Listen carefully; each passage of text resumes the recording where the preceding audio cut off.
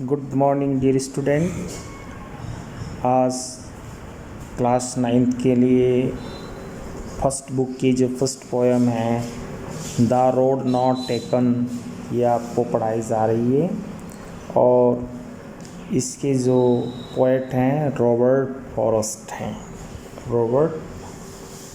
हैं।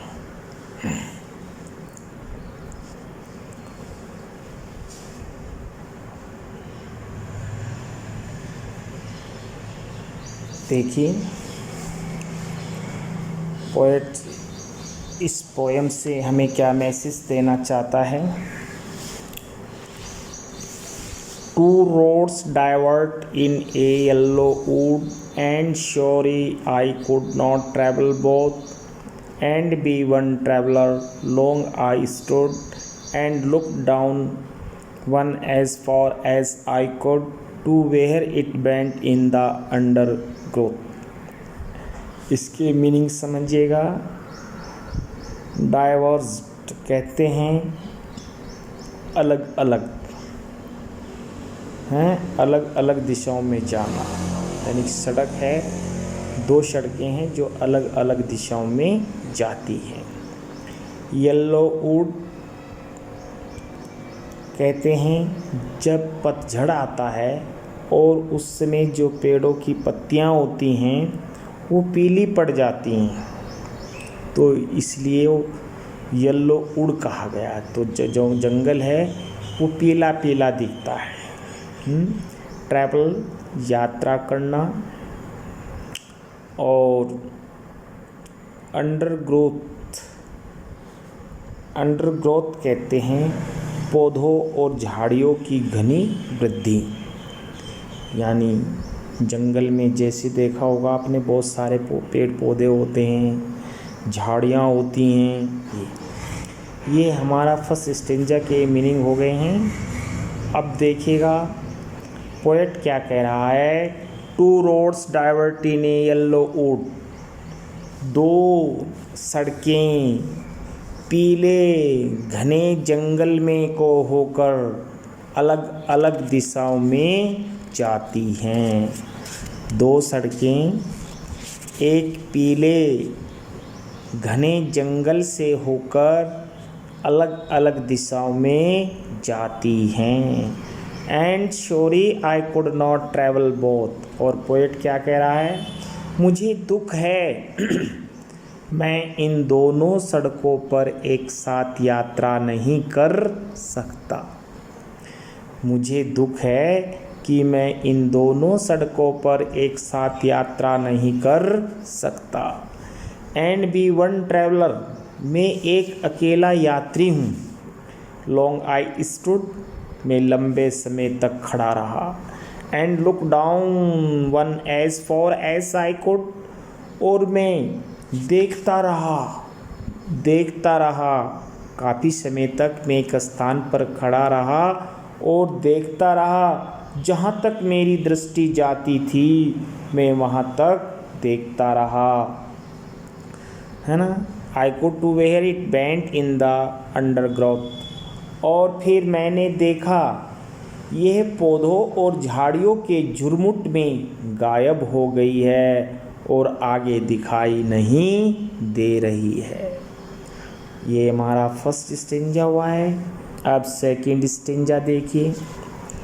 Then took the other just as fair, and having perhaps the better claim, because it was grassy and wanted wear, thought as for that the passing there had warned them really about the same।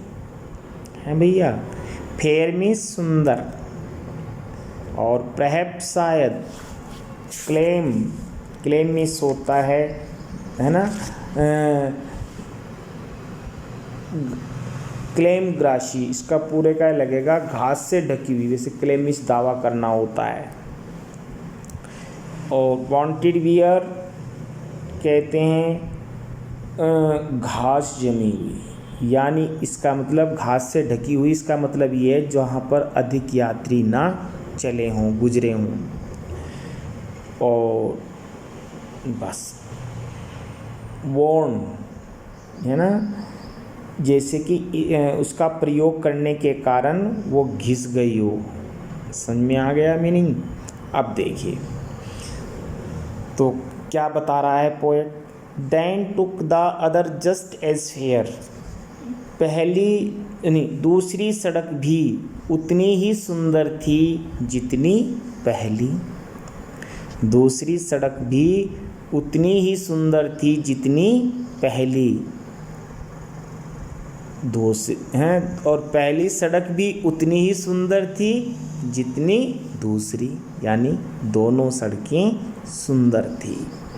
And having perhaps the better claim because it was grassy and wanted wear, हैं क्योंकि वह भी उतनी ही उपयुक्त थी, उतनी ही ठीक थी, हैं, और शायद उससे भी ज़्यादा ठीक थी क्योंकि उस पर घास उगी हुई थी। यानी इसका तात्पर्य ये है कि उस पर अधिक यात्री नहीं चले थे। Thought as for that the passing there had warned them really about the same, और वहाँ से गुजरने वाले राहगीरों के द्वारा दोनों सड़कों का समान रूप से उपयोग किया गया था, है ना। वो दोनों सड़कें उपयोग के कारण अधिक काली भी नहीं थी। नेक्स्ट एक बार और देख लीजिएगा इस स्टेंजा को, है ना। मैं दूसरी सड़क को पकड़ा, वो भी इतनी ही सुंदर थी जितनी पहली, और शायद ज़्यादा ठीक थी क्योंकि उस पर घास उगी हुई थी और वह अधिक उपयोग में नहीं आई थी, और वहाँ से गुजरने वाले राहगीरों के द्वारा दोनों सड़कों का समान रूप से उपयोग किया गया था। Third stanza, and both that morning equally lay in leaves no step had trodden black, Oh, I kept the first for another day, yet knowing how way leads on to way, I doubted if I should ever come back. अब इसके meaning देखिएगा। हाँ,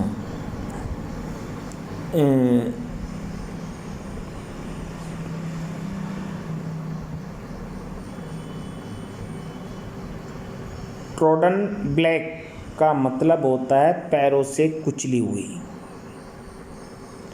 पैरों से कुचली हुई, और doubted संदेह। बस देखिएगा भाई, उन दोनों सड़कों पर जब मैंने प्रातःकाल में देखा तो उन दोनों सड़कों पर पत्ते पड़े हुए थे, हैं। In leaves no step had trodden black, और राहगीरों के कदमों ने उन पत्तों को कुचला नहीं था, यानी उन सड़कों पर कोई राहगीर नहीं गुजरा था। Oh I kept the first for another day, मैंने सोचा कि पहली सड़क पर मैं किसी दिन फिर चलूँगा। Yet knowing how way leads on to way I doubted if I should ever come back, हैं। मैंने सोचा कि पहली सड़क पर फिर मैं किसी दिन यात्रा करूँगा, यह जानते हुए भी कि एक मार्ग दूसरे मार्ग में मिल जाता है, लेकिन फिर भी मुझे संदेह था कि मैं मुश्किल से ही कभी वापस लौटूंगा। Next stanza, I shall be telling this with a sigh, दुख के साथ, समवेयर एज एंड एज बहुत लंबे समय के लिए। Two roads diverged in wood and I took the one less traveled by, and that has made all the difference अंतर। हिंदी देखिएगा इसकी। I shall be telling this with a sigh, मैं यह बात बड़े दुख के साथ कह रहा हूँ, somewhere ages and ages hence, कि जंगल में एक स्थान पर दो सड़कें अलग अलग दिशा में जाती हैं और उन सड़कों पर किसी के कदम नहीं पड़े हैं। टू रोड्स डाइवर्स इन, दोनों सड़कें अलग अलग जाती हैं। And I took the one less traveled by, और मैं उनमें से एक सड़क को अपनी यात्रा करने के लिए चुनता हूँ। And that has made all the difference, यही तो अंतर है, यही तो अंतर है। इस कविता का, इस पोयम का जो सार है वो ये है, यदि हम समय पर सही विकल्प नहीं चुनते तो भविष्य में हमें पछताना पड़ सकता है। दोनों रोड्स एक जैसी हैं, पोएट असमंजस्य की स्थिति में है, इन दोनों में से मैं कौन सी को चुनूं, है ना। तो अंत में जो पोएट है वो एक रोड को चुन लेता है, एक सड़क को चुन लेता है, और इसलिए वो हमें एक मैसेज भी देता है कि जो सही समय पर सही राह नहीं चुनते भविष्य में उन्हें पश्चाताप करना पड़ता है। तो यहीं पर ये पोएम फिनिश होती है और इससे रिलेटेड जो क्वेश्चंस आंसर हैं वो आपको अपनी नोटबुक में डिक्टेट करने हैं।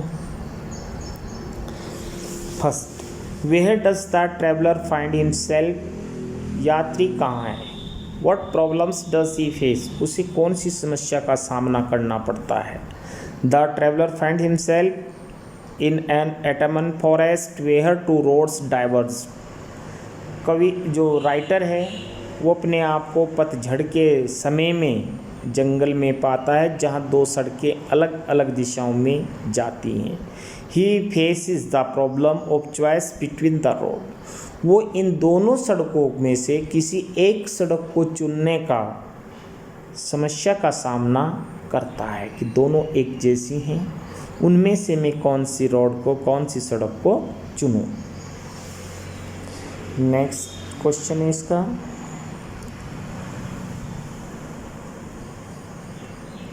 Discuss what this phrase means, इन शब्दों का क्या अर्थ है। A yellow wood, it was grassy and wanted wear, हैं, और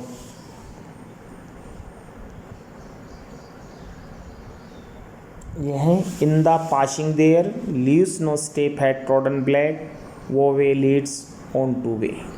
इन सब का अलग अलग अर्थ आपको बताना है। जो हमारा फर्स्ट आता है, फर्स्ट यानी ए येलो वुड, इसे समझिए। A yellow, it describe the state of the forest in the autumn season when the leaves first turn yellow and then fall down। ये इस बारे में बताता है कि जब पतझड़ का समय आता है, जो जंगल में पेड़ होते हैं उनके पत्ते पीले पड़ जाते हैं, है ना, और फिर वो नीचे गिर जाते हैं। तो ये ए येलो वुड का मतलब ये हुआ। नेक्स्ट हमारा है it was grassy and wanted wear, इसका अर्थ ये है the roads was not usually used and the grass had grown on its surface, है ना। जो सड़कें हैं उनका अक्सर प्रयोग नहीं किया जाता है, इसलिए उन पर घास उगी है। थर्ड हमारा है the passing there, the use of the roads by walking there, इसका मतलब है सड़कों पर चलने के कारण उनका प्रयोग। और फिर है leaves no step had trodden black, इसका मतलब है ना, it was morning time and no traveler has yet walk on the leaves and crushed them and blackened them, है ना। प्रातःकाल के समय अभी तक यात्री पत्तियों पर नहीं चले थे और उन्होंने उन्हें अपने पैरों से रगड़ करके नहीं रगड़ा था, उन्हें नहीं कुचला था, और इस कारण वो काली भी नहीं हुई थी। इसमें नेक्स्ट है हमारा how way leads on to way, on to the way. Once one decide upon a course of action one get so much involved in it that there is no coming back। इसका तात्पर्य था जब कोई व्यक्ति एक बार किसी कार्य को करने का निश्चय कर लेता है तो वह उसमें अधिक लिप्त रहता है, वो वापस लौट नहीं सकता है। ये हमारा सेकंड क्वेश्चन कंप्लीट हुआ है। अब हमारा थर्ड क्वेश्चन है, is there any difference between the two roads as the poet describe them. क्या इन दोनों सड़कों में कोई अंतर है जैसा कि कवि ने उनके बारे में वर्णन किया है। इन स्टेंजा 2 and 3, सेकेंड और थर्ड स्टेंजा में। फिर in the last 2 lines of the poem, कविता की जो अंतिम 2 पंक्तियाँ देखिएगा। As the poet describe them in stanza 2 and 3 there was no difference between the two road. उसने पहले और तीसरे स्टेंजा में जो बताया है पोएट ने कि इन दोनों सड़कों में कोई डिफरेंस नहीं है, कोई अंतर नहीं है। और इन द लास्ट 2 lines में देखिएगा, as the poet describe them in the last 2 lines of the poem there is a great difference between the two roads. अंतिम 2 पंक्तियों में कवि कहता है कि इनमें एक बहुत बड़ा अंतर होता है ना। सबसे बड़ा अंतर तो यही होता है, वो हमारे ऊपर डिपेंड होता है कि हम किस समय क्या निर्णय लें, है ना। अगर हम निर्णय सही ले लेते हैं तो हमारा फ्यूचर सिक्योर हो जाता है, सेफ हो जाता है। और अगर हम निर्णय गलत ले लेते हैं, रॉन्ग डिसीजन ले लेते हैं, तो जो हमारा फ्यूचर है वो अनसिक्योर हो जाता है। तो ये क्वेश्चन हमारा कंप्लीट हुआ है। अब हमारा फोर्थ क्वेश्चन है, इसको देखिएगा। What do you think the last 2 lines of the poem means. जो कविता की अंतिम 2 पंक्तियाँ, उनका क्या अर्थ है ना। The poet took the road which was less travelled, है ना। कवि उस सड़क को पकड़ता है जिस पर बहुत कम यात्री चले हैं। It means few people made their choice to travel on it. इसका मतलब है कि कवि उस सड़क को चुनता है जिस पर बहुत कम लोगों ने यात्रा की है। Looking back the poet regret his choice. जब वो पीछे देखता है तो कवि अपनी चॉइस पर दुख व्यक्त करता है। Because it mayor the prospect of his life. क्या समझता है कि उसने अपने जीवन का बहुत लंबा समय नष्ट कर दिया है। हिज चॉइस वॉज रॉन्ग, और उसकी चॉइस गलत थी। तो बच्चों, आप लोग ये 4 क्वेश्चंस हैं, अपनी नोटबुक में डिक्टेट कर लेंगे, साथ साथ इनको लर्न भी कर लेंगे।